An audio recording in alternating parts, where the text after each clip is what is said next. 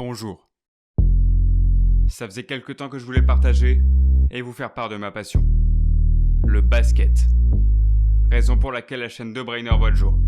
Et quoi de mieux pour commencer cette aventure que de parler de l'une des plus grosses machines highlights de l'histoire de ce sport, Jason Williams.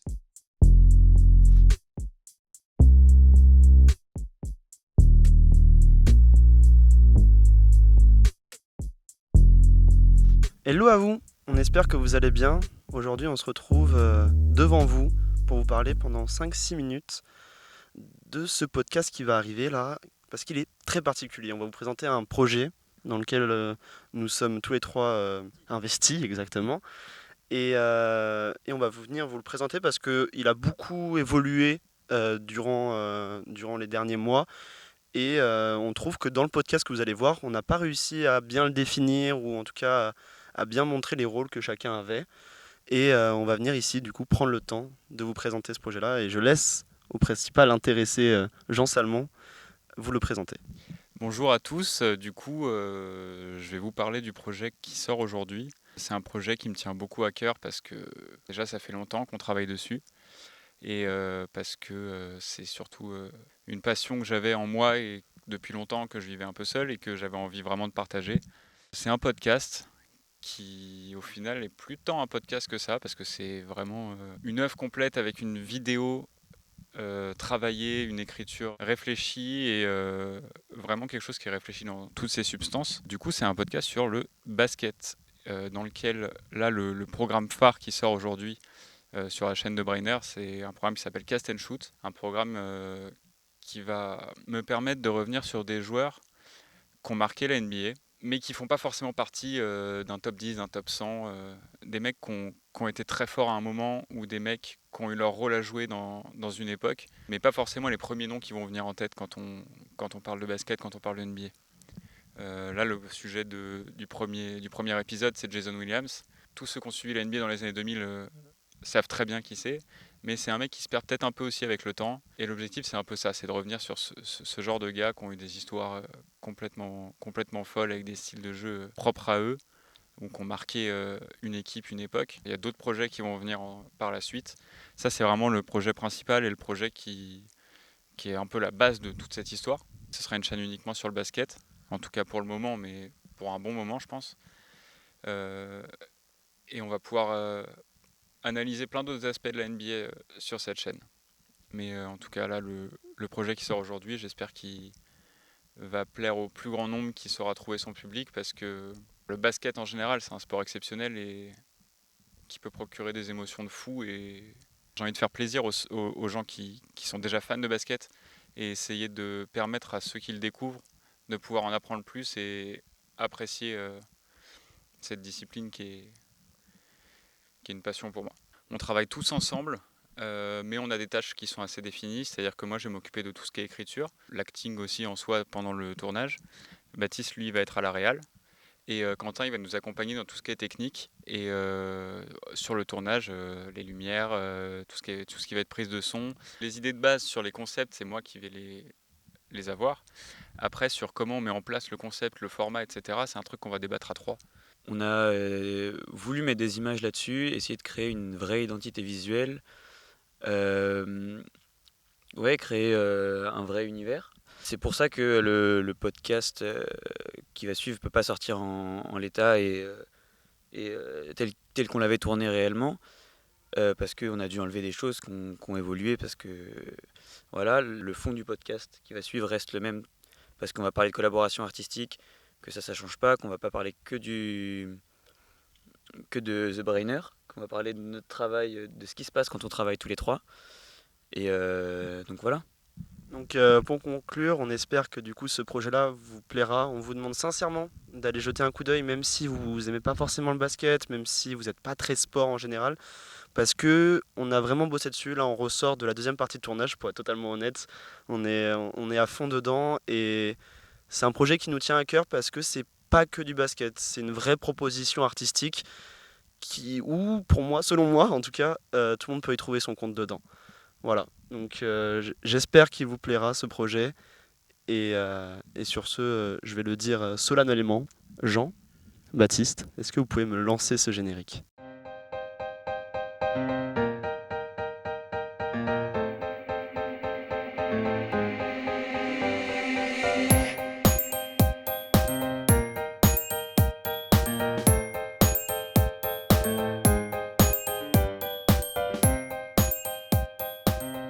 Salut à toutes et à tous, bienvenue dans l'Abstraction, le nouveau podcast de Quentin Potier. Et de Baptiste Schilling. J'espère que vous allez bien.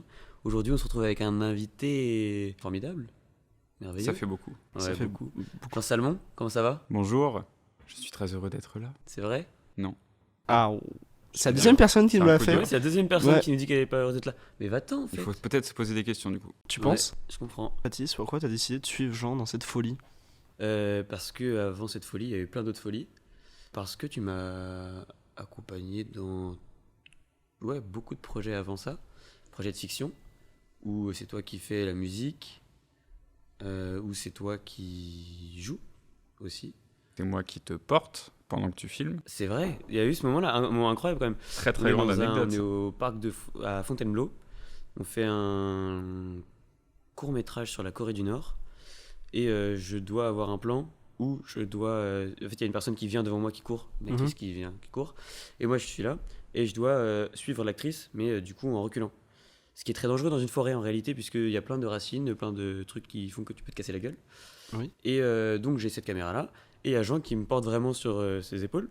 Ou enfin, bref, qui me porte. Je te portais à l'envers. Je le portais avec... il était sur mon dos, Oui. mais je devais le porter à l'envers du coup. Non, je te portais de face, et toi, Oui. tu avais mis la Oui, caméra ça, sur moi, j'avais la l'épaule. caméra sur son C'est-à-dire, je épaule. le portais, Et tu ça vois, permettait comme de ça. faire aussi un shaky cam, c'est-à-dire, en gros, le shaky cam, pour ceux qui ne savent pas, c'est d'avoir la caméra et qu'elle bouge comme ça. Et en gros, c'est pour montrer que c'est l'une des méthodes que tu as qui peuvent te montrer que tu es en pleine action et voilà. Parce qu'une course dans un plan fixe comme ça, avec une c'est bizarre, en caméra... fait. Si la caméra, s'il y a une grosse course, c'est que la caméra fait... Ouais, c'est bizarre. Tu vois. Il faut... ça rend moins bien. Donc on fait ça. Il joue aussi à ce moment-là. Alors, Le- pas exactement à ce moment-là, parce que sinon, ça Non, aurait non, mais été non, pas à ce vraiment moment-là, mais je veux compliqué. dire, dans ce même Dans ce court-métrage, court-métrage, il joue ouais. aussi. Et voilà, il fait toutes les musiques et il prend beaucoup de temps là-dedans. C'est-à-dire que peut-être qu'on pourra parler un moment de la relation qu'on entretient à ce moment-là dans le travail où je lui dis ouais mec, j'aimerais bien que tu fasses une musique pour tel truc, etc. Il voit la scène, il voit ce que ça donne. Des fois, c'est moi qui monte sur sa musique, des fois, c'est lui qui doit créer la musique sur des plans qui sont déjà organisés et tout. Ce qui est bien, c'est qu'on est honnête l'un envers l'autre, et on l'a été dès le début. C'est-à-dire que la première fois qu'il m'a demandé de lui faire une musique, je lui ai envoyé une première version de ce que je pensais qu'il aurait aimé, en lui disant si ça te plaît pas, tu me dis. Il m'a répondu bah ça me plaît pas. Non, non, c'est pas vrai en plus. Non, la musique me plaisait. c'est Oui, juste que ça il m'a dit la correspondait musique pas. me plaît, mais ça n'a rien à voir avec. Enfin, Ok. c'est pas du tout l'idée que je me fais de ce qu'il faut, quoi. Et voilà, et ce qui fait que du coup, il passe des heures et des heures à taffer des musiques la nuit exclusivement, parce que tu ne vis que la nuit. Je rigole. Principalement. Et donc voilà. Et en fait, ça fait que on fait du ping-pong entre. Il fait une version, il m'envoie, je lui dis ce qui me plaît, ce qui me plaît pas, il refait des versions, etc. Et ça prend beaucoup de temps. Mais Et je c'est suis un peu toujours un relou aussi. kiff. Bah, il est relou, mais moi je préfère travailler avec des gens relous qu'avec des gens. Enfin, quelqu'un qui me demande de faire quelque chose et je lui envoie un truc bâclé ou même un truc que j'ai travaillé et il me dit à chaque fois c'est trop bien, c'est impossible. Même si j'ai bossé des heures sur quelque chose, c'est quelque chose en plus que je fais pour lui, c'est-à-dire que c'est une vision que lui il a d'un projet. Et moi, il va falloir que j'essaye de... Par exemple, s'il a écrit un court-métrage et qu'il veut le faire, qu'il l'a tourné, etc., et qu'il me demande de faire une musique pour ce court-métrage, je peux pas, du premier coup, être sûr que ce que je suis en train de faire est exactement ce qu'il veut que je fasse. Ça veut pas dire que le truc est pas bien, ou ça veut pas dire que lui, il est relou à me dire non, je veux pas ça, ça veut juste dire que c'est un travail, quoi. Oui, bien sûr. On précise au passage que c'est Jean qui fait la BO de notre podcast, si on peut appeler ça comme ça, Ouais. c'est le générique, etc. Merci Exactement. pour ça. Bah Ouais. écoute, un plaisir. C'est super. Tu vas faire des musiques aussi pour ton podcast? Absolument. Ok. Tout sera fait. En fait, le fait de savoir faire des musiques, déjà, moi, ça me fait kiffer. Et en plus, ça permet d'avoir des musiques libres de droit. Oui, Ce Et qui est ça, quand même c'est- très sympa. enfin libre de droit, en réalité, qui ne le sont plus à partir du moment Non, mais où- pour moi. Voilà, Enfin, c'est- ce que je veux dire, libre de droit, que je peux utiliser, c'est ce que je veux dire. J'aurais pas de Exactement. problème avec Ed Sheeran, si. Ou Universal Music. Carrément. Mhm. Pose beaucoup de problèmes, ceux-là. Mais c'est normal. En réalité, c'est normal de protéger les musiques, qu'on puisse pas les utiliser dans n'importe quel. Enfin, c'est la base. Même si ça peut énerver quand on quand on veut se lancer dans quelque chose, qu'on se dit j'aimerais bien avoir cette musique comme générique, mais on la paye Et pas. non, tu te débrouilles, tu fais ta propre Évidemment. musique, putain. Bah, Surtout c'est des encore projets. plus plaisant Ouais. de travailler sur quelque chose quand on sait derrière. C'est un projet que j'ai depuis très longtemps. Je suis la NBA depuis 2012 et ça s'est fait progressivement. Enfin, la NBA, ça s'est fait très vite quand même. Dès que j'ai découvert vraiment, parce que la NBA on la connaît tous, mais dès que j'ai commencé par un pote qui m'a dit regarde, c'est hyper stylé, ça te plairait et tout. Avant j'étais plus foot, comme beaucoup de gens quand ils sont jeunes, etc. Et du coup, je me suis intéressé à l'NBA et j'ai tout de suite accroché à fond. C'est-à-dire que je suis direct passé de je connais pas à je veux tout connaître On en a eu un comme ça aussi, Antoine. de cette ligue. C'est vrai. Donc du coup voilà. Et du coup, ce que je veux dire, c'est quoi? Du coup, ça fait très longtemps que je pense à faire quelque chose là-dessus parce que je suis passionné par la création, on va dire. J'adore écrire, faire des musiques. J'aime bien... Enfin, tout ce qui est créé, j'adore ça. À quel moment t'es passé du simple stade de consommateur et de juste passionné à vouloir créer quelque chose en rapport avec ça? Et même en vrai, ça marche bien avec toi aussi, Baptiste. À quel moment t'es passé de simplement j'adore regarder des films, j'adore regarder la NBA, j'adore m'intéresser au monde du cinéma ou au monde du basket, et là je passe acteur de ça, je veux participer à ce monde-là, je veux pas forcément laisser sa trace, mais au moins participer à ça. À quel moment ça s'est passé, ou est-ce que c'était très intuitif aussi? La raison principale, c'est peut-être un peu cliché, mais c'est partager.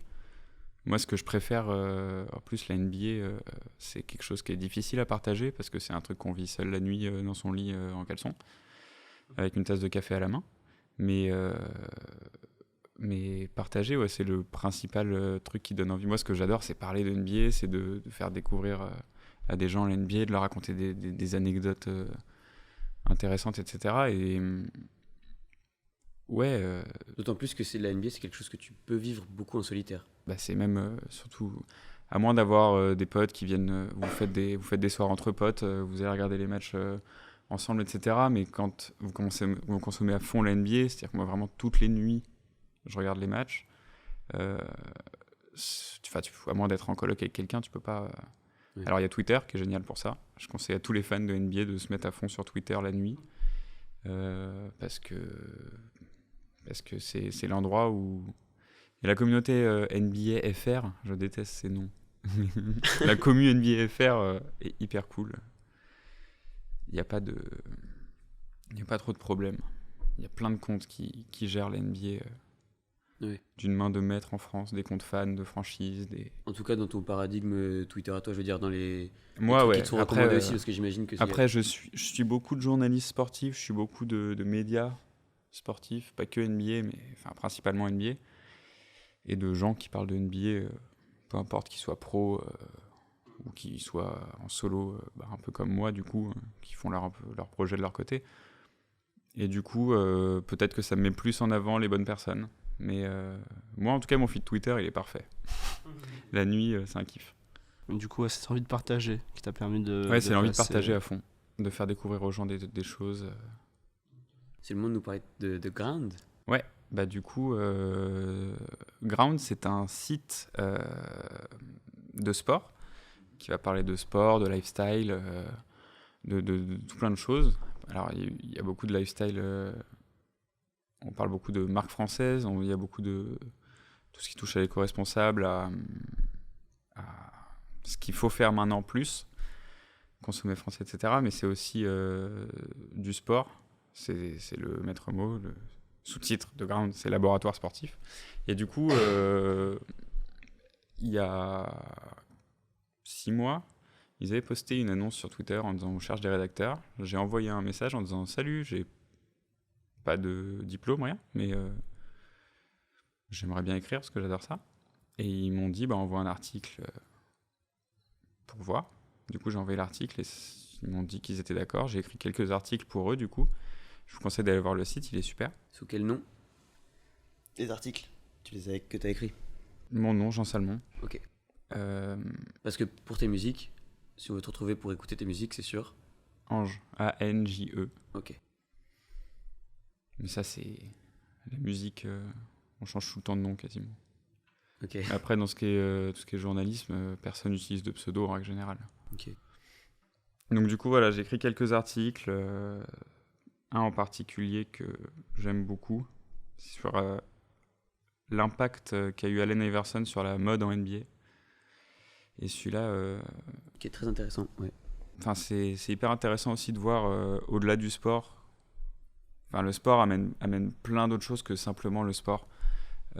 C'est pas que des actions, c'est aussi des changements de mentalité, ça a un rôle social, ça a un rôle, ça a un rôle aussi. quasiment sur tous les Et plans, ça a un ouais, rôle économique, carrément. culturel, social. Ça peut faire des avancées sur tous ces plans-là.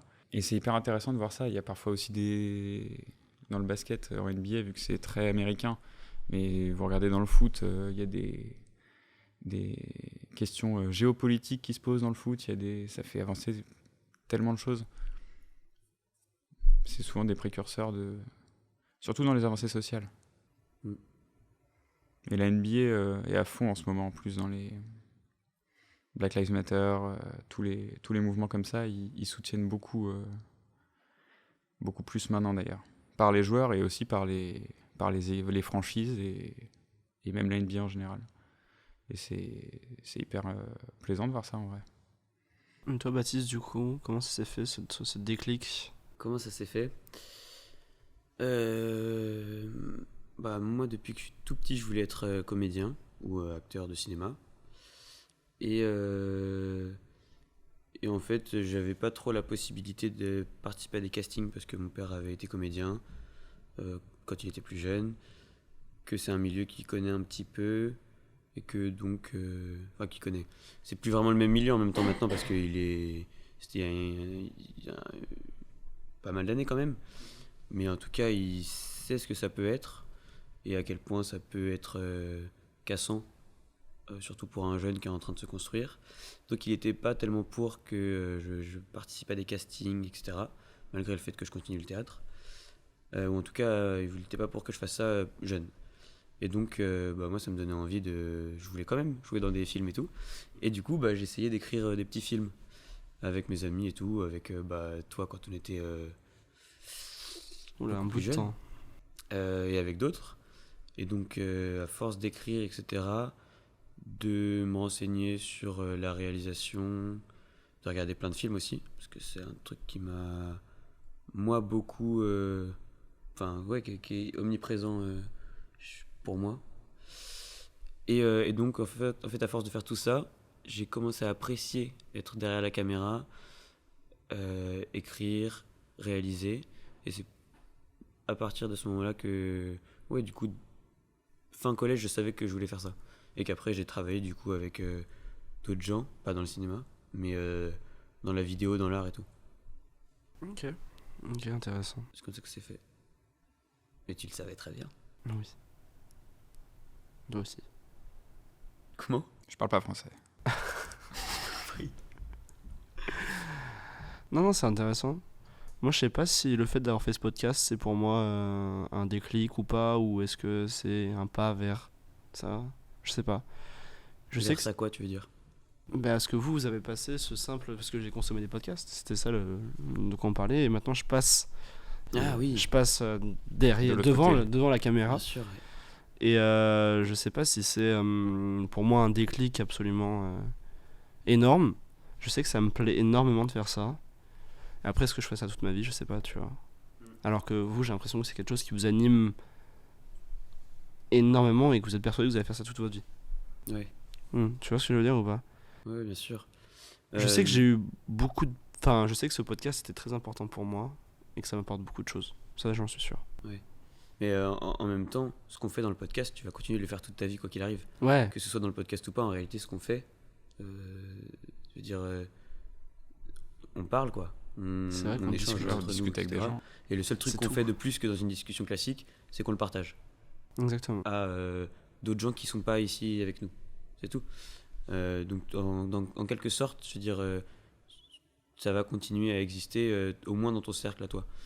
Et puis, je pense que aussi, enfin, en tout cas pour moi, ça va, je pense, continuer, même en parallèle de tous mes projets de fiction, etc. Parce que c'est deux trucs distincts et en même temps très poreux parce que l'un alimente l'autre aussi. Ouais, c'est sûr. Ah, même il y a ce besoin-là, c'est ce dont on parlait récemment. C'est que Le quoi, pardon? ce besoin-là aussi de garder le podcast, garder des discussions, rencontrer des gens, Ouais, carrément. c'est carrément. quelque chose qui va. Et je pense que pour toi aussi, c'est un besoin maintenant d'écrire par rapport au basket. Ouais, Parce vraiment. que Mais comme je disais tout à l'heure, moi, c'est une idée que j'ai depuis très longtemps. Après, je savais pas forcément comment la mettre en forme. Sur le fond, je savais ce que je voulais faire. Sur la forme, un peu moins. Et le fait de le faire à plusieurs comme ça, c'est encore mieux, quoi. Parce que c'est toujours le même problème. T'as envie de te lancer, mais t'es tout seul dans ta chambre. T'écris tes trucs, mais tu passes jamais vraiment le pas, tu vois. Et là, le fait d'être à plusieurs, déjà, ça motive à le faire plus sérieusement. Et c'est toujours mieux à plusieurs. Ouais. Tu penses que tu l'aurais pas lancé tout seul maintenant, ton podcast?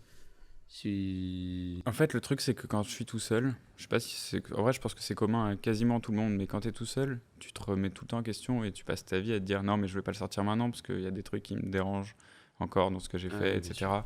T'es là, tu recherches la perfection en boucle. Tu dis ouais, mais ça, je vais encore y réfléchir, ça, je vais encore réfléchir. Au final, il se passe 3 ans. Et t'as réfléchi à plein de trucs, le podcast il a changé dans tous les sens, mais t'aurais aussi pu le sortir avec ta première idée, et le podcast il évolue, c'est pas un problème en fait. Et le fait d'être à plusieurs, bah, ça fait que bah, un jour on te dit bah, viens on le tourne ce jour-là, et tu dis ouais je suis chaud, et t'arrives et tu le tournes, et puis comme ça au moins c'est figé quelque part, et il est tourné, il sort, et si tu veux changer des choses, bah, tu les changes après, mais au moins... il y a quelque chose de fait et des choses De sur lesquelles tu peux construit. avoir sur des retours en fait en réalité. Ouais, moi j'ai beaucoup. Ça, c'est un truc sur lequel toi tu m'as beaucoup aidé. Sur lequel Alexandre m'a beaucoup aidé. David m'a beaucoup aidé et plein d'autres. Ouais. C'est difficile de relativiser ce truc-là. Je veux dire, de se rendre compte qu'en fait. C'est impossible. Ouais, enfin. S'en rendre compte pendant que t'es tout seul, c'est impossible. Non, bien sûr. Mais en fait, c'est difficile. Oui, c'est ça. C'est pas évident de se dire que ton idée, elle pourra jamais être parfaite selon toi. Enfin, même pour toi, quoi. Je veux dire, ton idée, elle sera jamais parfaite, mais elle l'est même pas pour toi. Et en vrai, c'est ok parce que. En fait, il faut se lancer quoi qu'il arrive parce que si tu te lances pas, t'avanceras pas en réalité. En plus, tu es dans une espèce de boucle où tu veux que déjà tu veux que ton projet soit parfait pour toi, et en plus tu veux qu'il soit parfait pour les gens qui vont le consommer. Ah oui, bien Et sûr. là, le problème c'est que si vraiment tu attends la perfection, soit tu sortiras jamais ton truc, soit tu seras jamais fier de toi ou content de toi. Ouais. T'es juste bloqué. Ouais, donc faut se lancer. Faut se lancer et apprendre aussi parce qu'on fait tous des erreurs, que ces erreurs elles sont hyper formatrices. Et comme au même titre que tu dois accepter que ton podcast peut pas être parfait pour toi, tu dois aussi accepter qu'il peut pas être parfait pour les autres. C'est-à-dire que c'est pas parce que quelqu'un va dire qu'il aime pas ce que tu fais que ce que tu fais est mauvais, ou c'est simplement que lui ça Ouais, lui c'est ok. convient pas. C'est ok. Comme toi, ton podcast te convenait pas avant et du coup tu l'as modifié. Je parle pas à vous, mais je parle Ouais, bien en sûr, règle bien générale. Ouais, bien sûr. Quand vous aimez pas quelque chose dans la vie, vous essayez de le changer. C'est pas pour autant que... Enfin, rien n'est universel. Non, surtout que la perfection absolue n'existe pas, c'est ce que tu disais. C'est-à-dire que rien ne sera parfait en réalité. Bah, surtout dans un domaine. comme Surtout la sur un création. domaine qui est vachement lié à la subjectivité et aux avis des gens en réalité. Tu prends un réalisateur, tu prends un photographe, tu prends un écrivain, il considérera jamais que son œuvre est parfaite. Il considérera toujours qu'il y a un problème quelque part, qu'il aurait pu faire ça mieux, que c'est dommage, s'il y avait eu ça en plus, ça aurait été encore mieux. Il se dira jamais, tiens, j'ai fini d'écrire mon livre et bah franchement, il n'y a rien à changer, il est parfait et il sera parfait pour toujours. C'est impossible. C'est important d'avoir cette évolution de pensée aussi, de se dire, de relativiser ce que vous disiez. C'est important d'arriver à avoir la capacité de relativiser ça. De se dire, bon bah là ce que je fais, bon c'est pas parfait, mais Et ça au moins pourrait ça le devenir. existe. Ouais, au Ouais. moins ça existe, ouais, Ouais, c'est ça. ouais. Et puis en fait, c'est-à-dire que même si tu tends à la perfection, si tu te lances pas, si t'essayes pas de faire le truc, t'arriveras jamais à ce qui pourrait être le plus abouti pour toi. Ouais, bien sûr. Ou ce qui te satisfera le plus. Je veux dire, il y a quand même fort à parier que tous tes projets futurs, ils soient non, peut-être pas plus intéressants, mais qu'en tout cas, toi il te plaise plus ou que tu sois plus en accord avec toi-même au fur et à mesure des projets. Tu peux te perdre aussi, hein, ça arrive. Ouais, bien sûr. Mais Mais tu retrouves toujours ton chemin. ouais, je crois aussi pas mal. Ouais. C'est le fameux il faut toujours viser la lune, au pire tu atterriras dans les étoiles. Je m'attendais pas à une fin comme ça. Qui a dit ça? Je sais pas, c'est les phrases Facebook. Ah ok. Non, mais c'est Personne n'a dit ça à part Magali, 13 ans. Bah, On embrasse bisous à d'ailleurs. Magali. Magali, embrasse. si tu nous écoutes, Ok. change rien. Continue tes phrases Facebook qui nous font rêver. Non, mais le fait de se lancer aussi, même dans l'imperfection, parce qu'à un moment donné, là, parce que là, avec le podcast, même en termes techniques, si on retire tout le fond, l'écriture, tout, en termes techniques, c'est quand même. Enfin, on a la chance d'avoir des produits hyper quali en termes techniques, avec des bons micros. Ah oui, ok, Oui, oui, C'est bien aussi sûr. quelque chose qui freine à fond quand t'es tout seul chez toi, sans micro, Bien sûr. à te dire je vais enregistrer sur mon iPhone. C'est un truc qui me dérangeait pas, mais ça aurait été moins bien. Ça rajoute beaucoup de sécurité de se dire au moins la prise de son elle est bonne. Je vais pouvoir faire un produit qui déjà techniquement est quali. Et ça, c'est d'autant plus possible qu'on est plusieurs à travailler ensemble sur C'est clair. nos projets respectifs, etc. Parce que tel mec a un micro, etc. Que, tu vois. Et en fait, en fin de compte, tu te retrouves avec du matos qui appartient à tout le monde, que tout le monde met à disposition de tout le monde pour faire les projets de tout le monde. Et si tu étais resté dans ton coin, bah, tu aurais pu faire ton projet. Hein, parce que de toute façon, Clairement. il faut se lancer. Mais là, t'as justement, grâce au fait de chercher à rencontrer des gens et au fait de travailler avec tous ces gens-là, d'accepter aussi des fois de donner ton temps, etc., sans rien recevoir en réalité autre que de la gratitude. C'est parce qu'on commence par là, il faut commencer par là de toute façon. Et même parce qu'en fait, tu kiffes aussi travailler sur les projets des autres, on espère quand même. Et donc, Moi, en j'aime fait, trop créer et participer à la création. C'est un truc qui me. Enfin, à chaque fois que je fais ça, c'est peut-être les moments où je me dis le plus c'était une bonne journée et j'ai kiffé ce que j'ai fait aujourd'hui. C'est parce que c'est souvent des moments d'émulsion, de partage et de créativité. Et ces moments-là, en fait, t'es concentré vraiment, réellement sur ce qui se Ouais. passe. Si ça te plaît, en tout cas. Et dans ces moments-là, vraiment, tu te sens vivre, en réalité. Vraiment, tu participes à quelque chose qui est souvent très grand pour la personne parce que ça le tient vraiment à cœur. ouais. Et le fait de l'accompagner dans cette épreuve-là, dans cette aventure, t'es heureux pour elle. Et donc, dans ce cas-là, c'est top. C'est un moment tellement bien que tu te dis même pas est-ce que ça me plaît. Ouais. Tu sais que ça te plaît parce que tu penses même pas à la question est-ce que ça me plaît.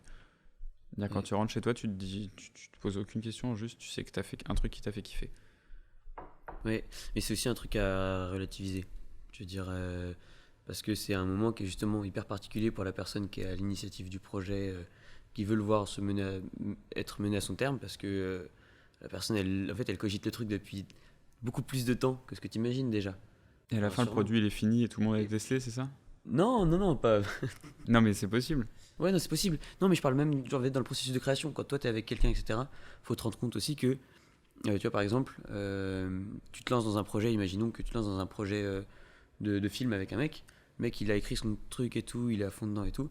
Faut que les personnes qui travaillent dedans, elles sont là en mode. Elles se sentent aussi dans le projet. Ouais, c'est ça. Parce que il faut que chacun réussisse à trouver sa place aussi là-dedans. Bah, moi, je suis un mec qui avant aimait faire tout seul. Ouais. Enfin, c'est pas que j'aimais faire tout seul, c'est que je n'aimais pas faire des choses avec les autres. À cause de ça, justement. Parce que j'avais mon idée du truc et j'étais en mode si quelqu'un est avec moi, il va forcément vouloir changer des choses. Je vais devoir faire des concessions. J'ai pas envie de faire de concessions, donc je ferai mon truc tout seul. Et au final, quand tu bosses avec des gens, c'est le fait de bosser avec des gens, enfin de travailler en groupe, où tu te dis ça peut être que mieux en fait. Ça peut pas être moins bien, ça peut être que mieux. Alors il y a peut-être des choses qui toi vont pas te satisfaire sur le moment et au final tu vas te dire bah finalement c'était mieux. Il y a peut-être même des choses où tu vas te dire bah j'aurais quand même préféré faire ça, mais on travaille en équipe, donc on doit faire des concessions. C'est ça, c'est aussi aussi une partie d'accepter que tout soit pas parfait. Et puis il y a aussi des trucs sur lesquels personne ne te demande de toucher quoi que ce soit. C'est-à-dire que là, par exemple, sur ton podcast, où il n'y a aucun moment où, enfin, on sait ce que tu dis parce que tu nous l'envoies ou tu nous le lis avant qu'on l'enregistre, etc. Il n'y a aucun moment où nous on se dit ah ouais, tu veux pas changer ceci, cela, etc. Ouais.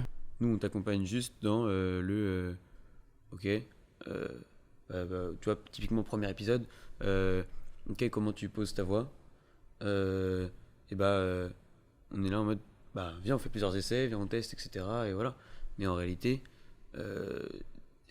savoir travailler en équipe aussi, c'est se rendre compte que toi, tu as une place, on peut avoir des avis, etc. sur ce que tu dis, mais il ne s'agit pas non plus de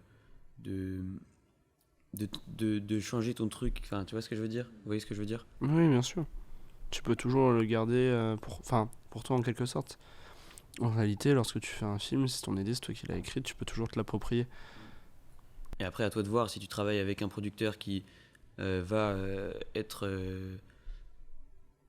se plonger dans ce truc-là et t'empêcher de faire beaucoup de choses, ou au contraire, avoir un mec qui te laisse faire beaucoup de choses, ou encore un autre cas de figure, c'est avoir un mec qui se plonge dans ton truc quand même et qui t'ouvre aussi des portes parce qu'on est toujours dans l'échange et que ça peut être très intéressant. Ouais. Tu vois, moi, ça aurait pas de sens que je dise à Jean, ça me va pas trop ce que tu dis sur ton genre et tout, voilà. Alors que Non, mais tu pourrais me dire, cette tournure de phrase, elle est pas forcément Oui, bien folle, sûr. tu vois. bien sûr, Et oui, bien sûr. ça, évidemment, sur, on va dire, entre guillemets, connaissance basket, on peut pas tellement échanger là-dessus. Tu peux pas me conseiller sur ça. Mais sur tout le reste, l'avantage, c'est qu'on s'écoute, quoi. Bien sûr. Mais aussi parce qu'on a déjà fait des choses ensemble avant, quoi. Oui, bien sûr, ça se cultive. Et c'est le fait de savoir qu'on a déjà fait des choses avant et que ça s'est bien passé, ça fait que je serais pas forcément aussi ouvert avec quelqu'un que je connais pas. Demain, tu me dis, cette phrase-là, faudrait la changer, je pense, parce qu'elle est pas folle. Je regarde, je me dis, en tout cas, si quelqu'un de l'extérieur me dit ça, c'est que effectivement, elle est pas folle, elle peut être mal comprise, elle peut être machin. Si j'avais fait ça avec quelqu'un que je connais pas, moi, comme un débile, je me serais dit, non, mais il dit de la merde. Oui, tu tends au moins l'oreille du coup. C'est ça, je tends moins l'oreille et en plus j'aurais toujours moins l'impression que la démarche de la personne en face de moi est bienveillante. Si toi tu me dis ça, je sais que c'est forcément bienveillant et c'est forcément vrai, on va dire. Oui, après on peut aussi se tromper, etc. On peut aussi se tromper, je peux aussi te dire, moi je trouve qu'elle est très bien comme ça et on la change pas et on l'enregistre comme ça. Mais j'aurais plus tendance à écouter quelqu'un en qui j'ai confiance, avec qui je sais que j'aime bosser, avec qui je bosse bien, plutôt que... après, ça, c'est logique. Mais c'est important quand même de se rendre compte de ça, quoi. Et c'est aussi pour ça qu'il y a beaucoup ce mythe-là, je trouve. Enfin, ce mythe. En tout cas, on se dit souvent, il faut pas travailler avec sa famille, etc. Moi, je l'ai beaucoup entendu. Travaille pas avec tes potes, etc. Ça risque de casser des amitiés. Mais tu montes un podcast avec Quentin et tout... il est pas ouf comme mec, quand même, faut le dire. Non, mais non.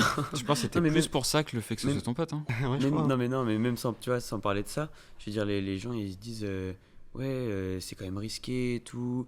Mais en même temps, ce podcast-là, déjà, je veux dire, il n'est pas de mon esprit ou du tien, il n'est de nos esprits qui se rencontrent.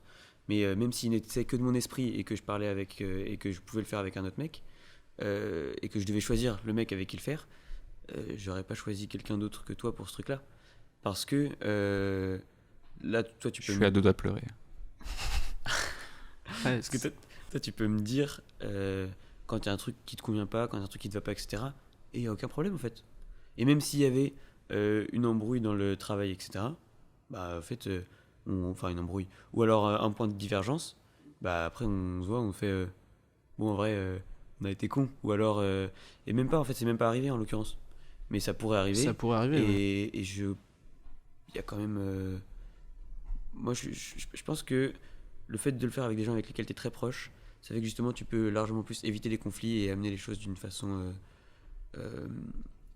plus pertinente. Mais je suis totalement d'accord avec toi. Moi, je sais que ce projet-là, j'aurais jamais eu le courage de le faire si c'était pas avec un ami. Sincèrement. Par contre, avec n'importe quel autre ami que toi, oui. Il faut arrêter avec l'histoire de faut pas bosser avec ses potes, faut pas bosser avec sa famille.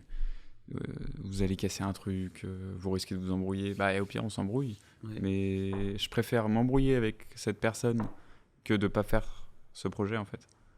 Ouais, parce qu'on se gâche des moments de vie dans notre Ouais. relation et tout aussi. Tu peux aussi prendre le problème à l'inverse. C'est-à-dire que si tu te dis je le fais pas parce que j'ai peur de casser une amitié, t'es passé à côté de quelque chose dans ton amitié aussi. Parce que si jamais ça se passe bien et que vous restez potes, bah t'as juste raté un truc. Oui, parce que Ouais. c'est aussi ça. Je veux dire, là, ce projet-là, il est aussi en partie constitutif de notre amitié à partir de maintenant, à partir du moment où on Ouais, en bien parle de ce sûr. projet-là. Parce que on se voit pour parler du podcast, etc. Et en fait, ouais, notre relation amicale, elle est. Enfin, c'est vrai pour Oui. nous tous, hein. Je veux dire, nous trois autour de cette table, et pour toutes les autres personnes qui travaillent avec nous. Mais oui, je veux dire, c'est hyper important. En plus, c'est un nouvel axe qui se crée, c'est une nouvelle façon d'être amis, en réalité. Ouais. Parce que dans ces moments-là, bah ouais, tu vas peut-être moins rigoler, tu vas peut-être moins... Parce que Ouais, tu et vas encore. Et encore, on rigole pas mal. Mais non, tu vas essayer de... Je sais pas, je trouve que c'est... Je trouve que notre amitié, elle évolue, en réalité, avec ce projet-là. C'est-à-dire qu'il y a des moments, enfin, en réalité, on se voit, et on travaille que sur le podcast. Il n'y a même pas de moment où on va se parler un peu de nos vies privées ou quoi que ce soit, alors qu'on est amis, tu vois. Ouais. Et ce nouveau pendant de notre amitié, je le trouve pas du tout négatif, au contraire. Je trouve qu'il est même mieux, en fait, en réalité. Ça montre qu'on a une palette, en réalité, de façon de s'apprécier qui est vachement Ouais, cool, exactement. quoi, en réalité. Exactement. C'est-à-dire que si on s'apprécie dans le travail, on s'apprécie dans la vraie vie et tout, bah enfin dans la vie en général et tout, c'est top en réalité. Et moi, ça me plaît de me dire que je peux arriver à porter, comment dire, à porter ce projet à terme avec un ami. Enfin, je trouve que ça envoie un message fort en réalité, c'est-à-dire que, bah, en fait, tout le monde en est capable. Tant que vous avez des amis avec qui vous partagez des passions communes, bah foncez, créez, faites des choses ensemble. Et on va tellement plus vite et tellement plus loin. Ouais, Et l'avantage, c'est que t'as pas à choisir entre bosser et aller voir tes potes, parce que du coup, tu fais les deux en même temps. c'est vrai, et ça Ouais, c'est vrai. c'est cool. Non, mais en plus, c'est hyper pertinent. Je veux dire, réellement. Tu gagnes du temps. C'est souvent plaisant d'ailleurs. Après, il faut réussir à travailler. Il faut vraiment travailler. Ouais, c'est vrai qu'après Faut se ça- dire, ouais. En fait, il faut se fixer des moments où tu te dis, là, on est là pour se voir, pour bosser, même si ce sera jamais un truc très formel. Ouais, non, ce sera jamais là-dedans. Mais là, on est là pour bosser. On s'est dit qu'on faisait ça. Bon, bah, à la fin du truc, on a fait ça. Et après, bah, t'es avec ton pote, etc. Donc, pendant que tu le fais, tu vas rigoler, tu vas t'amuser, voilà. Et puis, tu vas pouvoir être toi-même pendant ton Mais projet. parfois, c'est aussi pendant que tu t'amuses que tu vas trouver des idées.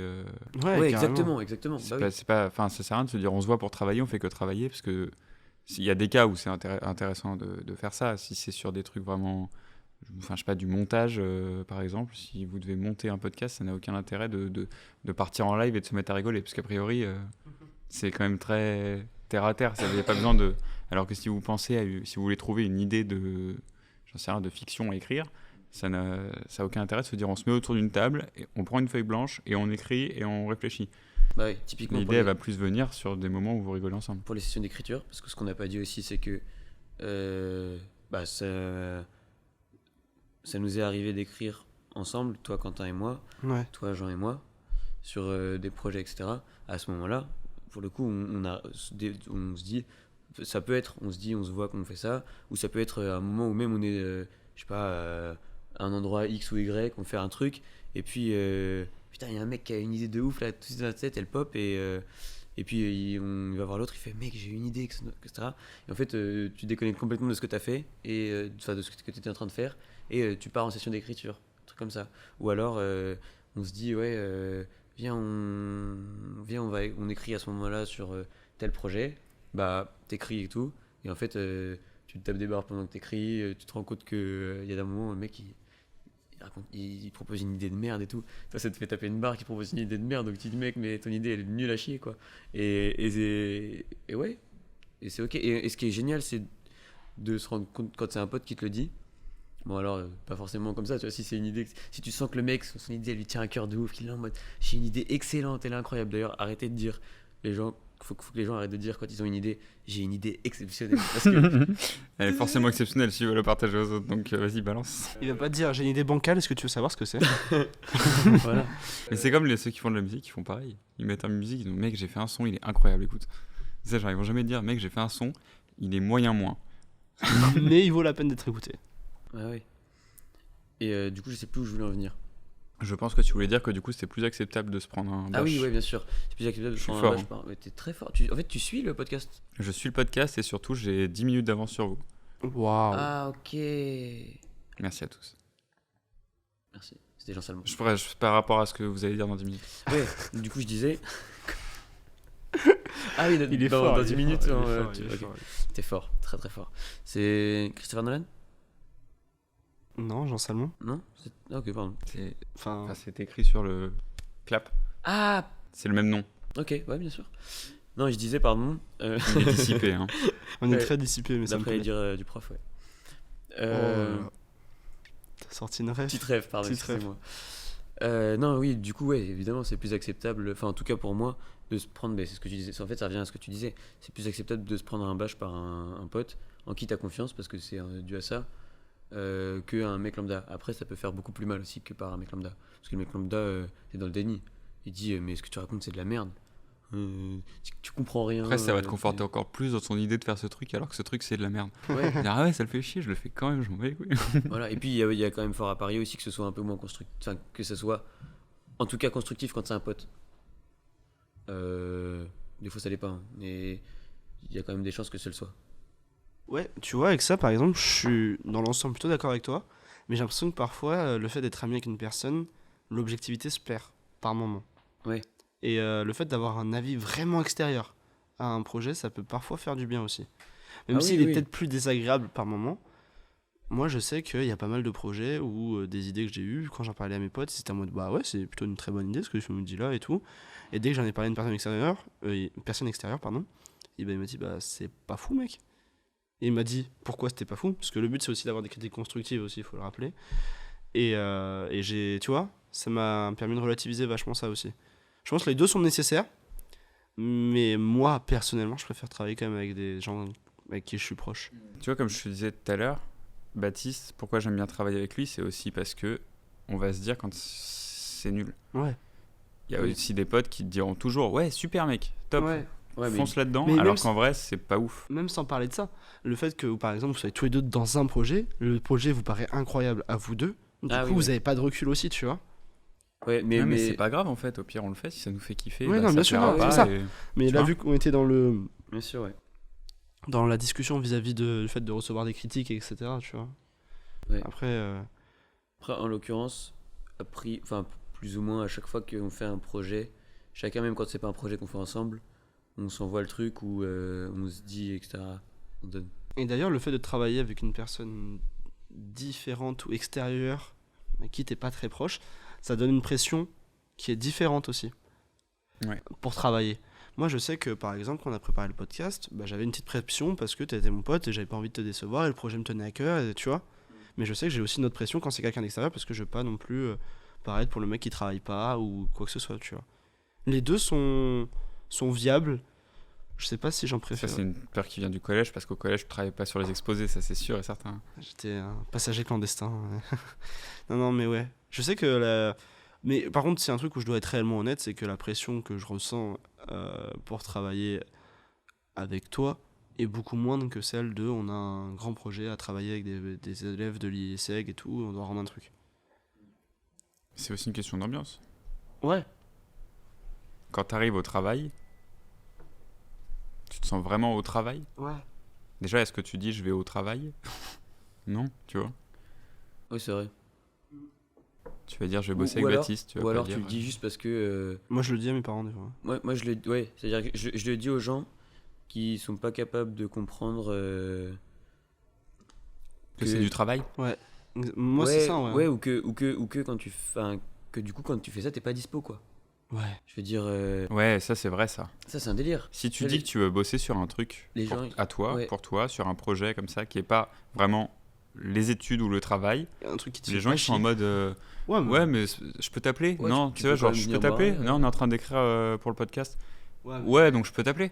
Bah non, en je- fait, on est en faut train que je suis d'écrire pour le en train de podcast. en travailler, fait. ouais. Tu vois, bien c'est- sûr.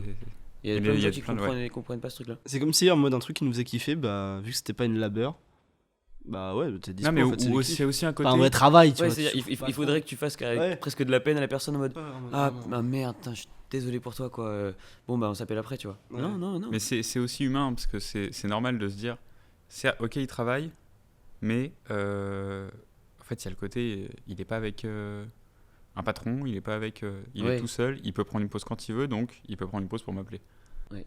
Sauf qu'en réalité, prendre une pause quand t'es en session d'écriture, ou un C'est truc ça. comme Non, mais bien sûr, ça je te suis, coupe de tout.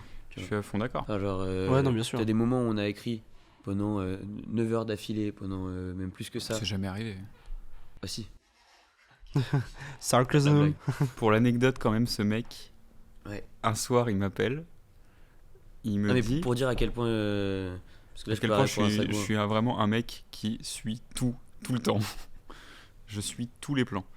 C'est-à-dire qu'il m'appelle, genre, il était quoi, 22 heures. 22h. Il me dit, mec, je galère un peu là sur l'écriture d'un scénario, il y a moyen que tu m'aides vite fait, parce que j'ai un peu du mal à mettre le truc en place, tu vois.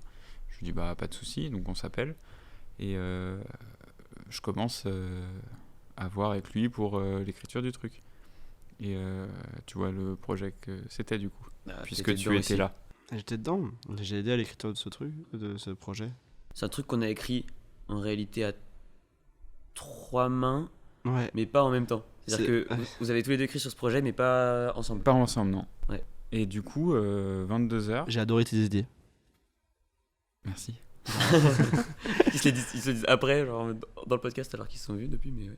Du coup, le truc où je me disais, bah, ça, je vais l'aider 1 heure, etc. Ah, tu t'es dit ça Non, que- mais non, mais je alors me que suis c'était dit, non, mais je me suis dit, je vais l'aider. Et puis, enfin, moi, dans ma tête, c'était, je vais t'aider à écrire le scénar. Ouais. Et voilà. Ouais. Ça s'est transformé en, on est au téléphone de 22h à 10h du matin à peu près. Ouais, quelque chose comme ça. Ouais. Et pour qu'au final, ils me disent, bah, t'es chaud de venir sur le tournage, c'est cette nuit. Du coup, j'ai pas dormi Ouais, moi 48 heures. non plus. Ouais, moi aussi. Et j'ai suivi le projet du début à la fin, alors que j'étais pas dedans 10 minutes avant. Sachant que le tournage, parce que du coup, il y a genre. Imaginons, je me rappelle plus quel jour c'était, mais imaginons que ce soit un dimanche soir, que je l'appelle. Dimanche soir, on a écrit jusqu'à lundi matin. Lundi soir, nuit, on a le tournage. Et donc, en fait, on n'a pas dormi pendant vraiment 48 heures. Ouais.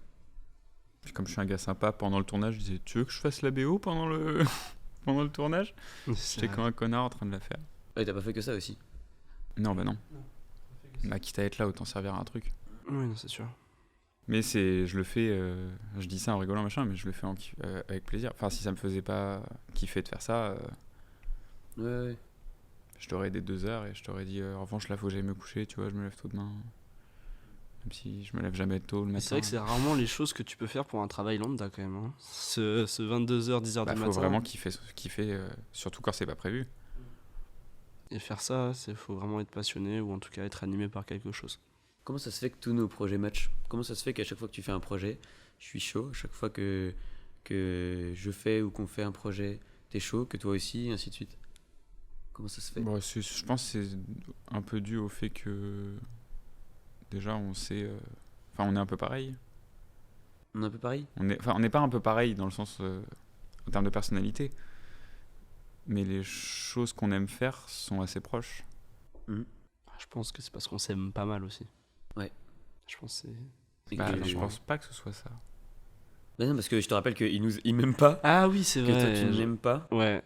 Après, tu peux continuer à le croire si tu veux, hein. Bah, Y a ouais. aucun souci. Non, non, mais ouais, non, je pense que c'est avant tout l'amour qui nous...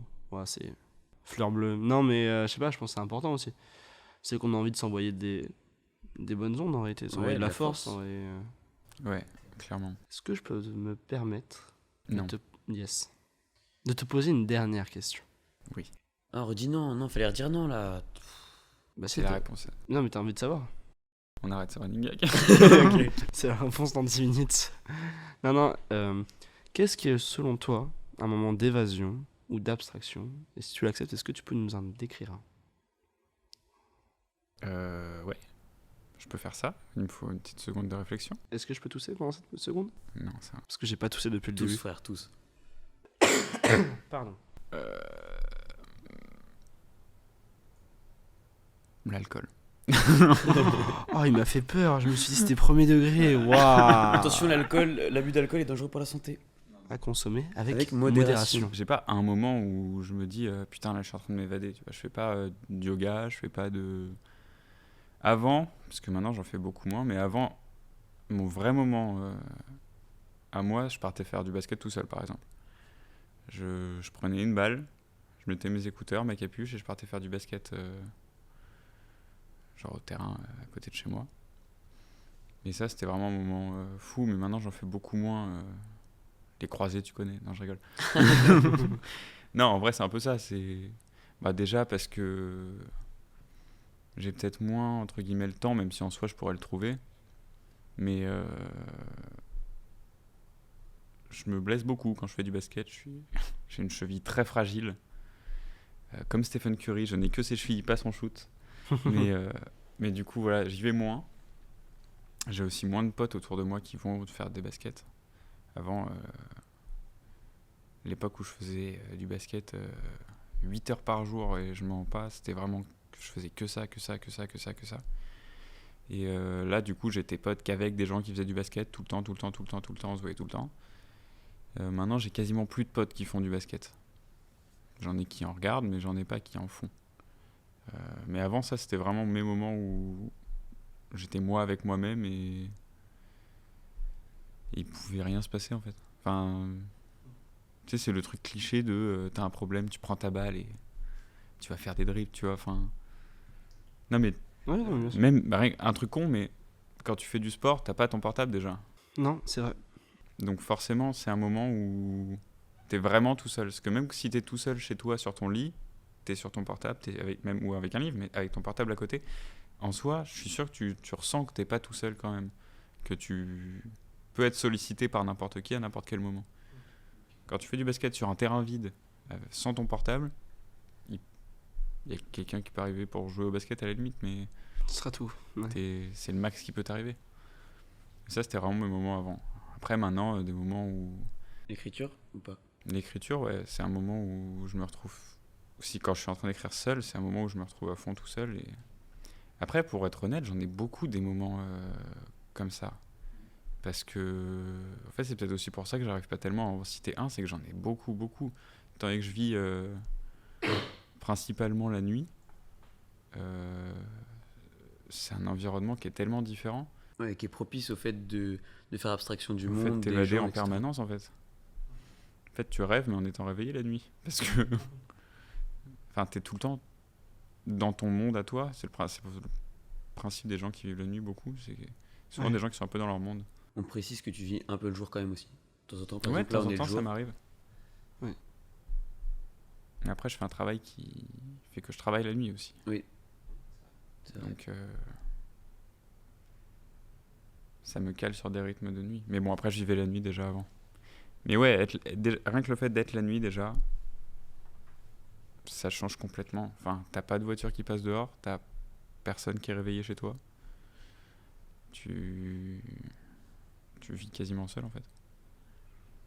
Merci beaucoup, Jean. Merci pour cette confidence. Merci à vous de nous avoir écoutés. On espère que ce podcast vous aura plu. Pour ce qui est de nous, on se retrouve donc dans 2 semaines. Et n'hésitez pas à nous suivre sur les réseaux sociaux et en particulier Instagram. Je vous souhaite une très belle semaine.